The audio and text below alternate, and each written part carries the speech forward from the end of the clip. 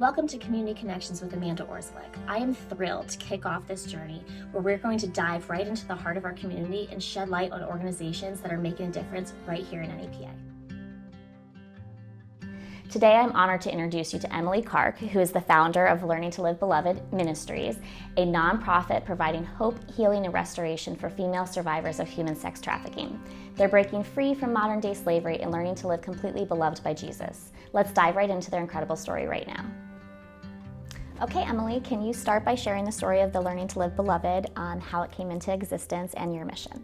Sure. So in the fall of October 2021, I was able to meet a survivor of human sex trafficking, and coming face to face with a survivor was a very surreal moment. It allowed me to drop these stigmas that I had about what human trafficking looked like and realize that these people aren't so different from me, that they are other women who are struggling, who have pain, who have rejection, who have shame, and that I no longer could ignore this issue that is very real, not around the country or outside the country, but right here in Columbia County. So I dove into what is needed here and found that housing is what's really needed here for women coming out of the sex industry and trafficking. Okay, so you said about housing is their immediate need here. How does your organization utilize housing, and how will that housing empower survivors to reintegrate back into society to be able to have sustainable, independent lives? So in this area, there is no emergency housing. We are the first in this area. There's only one other in Pittsburgh, Pennsylvania, which just opened this year. So that immediate housing is so necessary.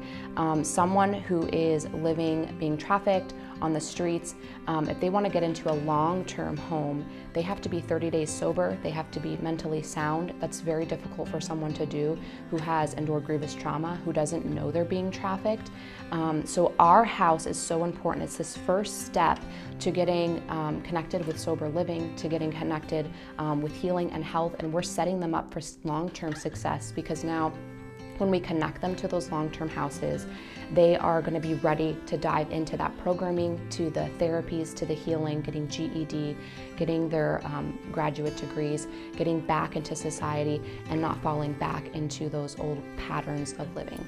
So your housing is the first step. First step. So they come straight out from whatever situation they were in, and they were coming to your housing first before going into the long-term housing. Correct. Yeah. So what is your biggest obstacles right now that you're facing in starting up your organization, and is there any success stories already that you have to share? So the biggest challenge is probably funding, and then just bringing that awareness to the community. People don't believe trafficking happens here, so I get a lot of skepticism, and then if people don't believe it's an issue, they're not going to want to get involved and help. And we need that funding to renovate our house and to get off the ground with employees and the education these women need. But the success stories are we've been able to help 5 people already this year, which is amazing. Now we don't have that house for them to stay, but our organization also provides that connection to individuals, and so that's what we've been able to do. We've been able to connect them with rehab, with long-term housing. We've been able to help some people get rehoused. So that's been so encouraging to already be able to have that impact without even having the house. That's amazing. Yeah. So one of the first times I met you, you had already told me about a success story right after your organization got started.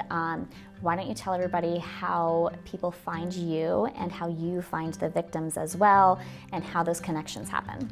So there's a lot of ways to find us. The particular story you're referencing, it was through a podcast that I was on. I was doing an Instagram live, and someone heard my story, was curious, reached out, we talked, and I was able to figure out and discern that she'd been trafficked and connect her with another organization in her area. She wasn't even in Pennsylvania, which is so cool that we were still able to help her and assist her in that way. And that's kind of how some of the other things have been, just word of mouth. This is a huge community that we're not aware of, and yet when you gain trust with one, you gain trust with all. Other ways that we will connect will be through our local police. We're working very closely with them, and they're a huge supporter through the National Trafficking Shelter Alliance, Polaris. There's ways to get alliances with them, and they would vet people to come that would work with our programming well. So there's lots of different ways. So your first house is the Well House. Tell me a little bit more about that, how it came to existence, and any future plans for housing or programs after you get this off the ground. Sure, so the Well House was graciously donated to us very early on. And so that's been a huge encouragement to know that we have that living testament of God wanting this here in Columbia County. So it does need major renovation. So that's kind of our plan for this year, is to focus on raising funds to get that renovated and ready to go. And then hopefully in the next year and a half, we'll be able to staff that and be ready to open our doors. We're modeling our programming after Selah Freedom. They're an organization in Florida that has been around for a little over a decade. So we're getting their curriculum, their programming. I was just there visiting, shadowing their staff. And so being able to model after someone who's well established and has huge success rates is very beneficial to us. Their programming starts with an assessment house like ours, 6 to 8 weeks, and then builds into long-term restorative care, and then beyond that into a graduate program, like another step before you're off on your own. So our goal and hope would be to continue that housing model and add other houses to what we already have. So can you share the inspiration behind starting the Angel Pack program and your decision to partner with Fierce Love for Good?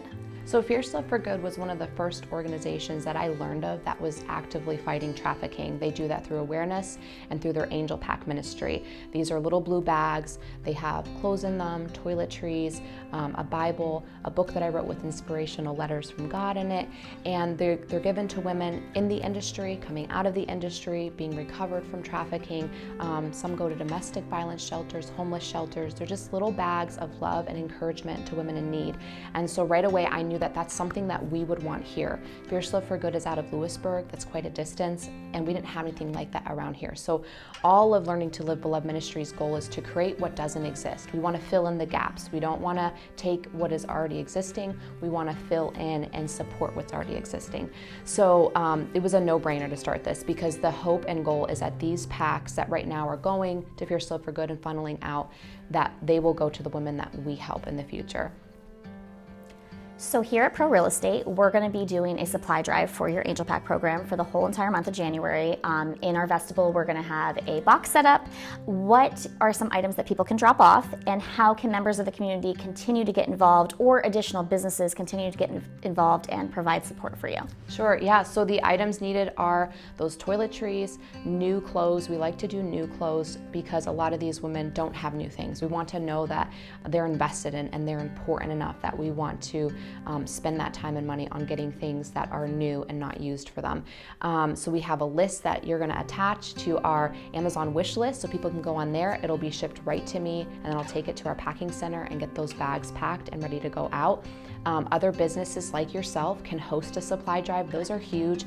Not only does it provide for those Angel Packs, but it brings awareness to the community, because someone's going to say, what is this? What are Angel Packs? And you can say trafficking, and trafficking does happen here.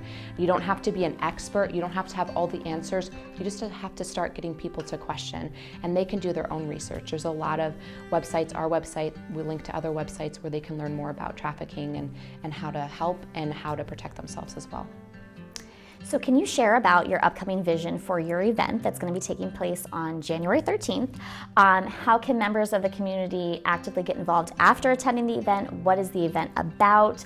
And are there any specific roles, programs, volunteer opportunities that if somebody really feels called to continue to help your organization, that they can do?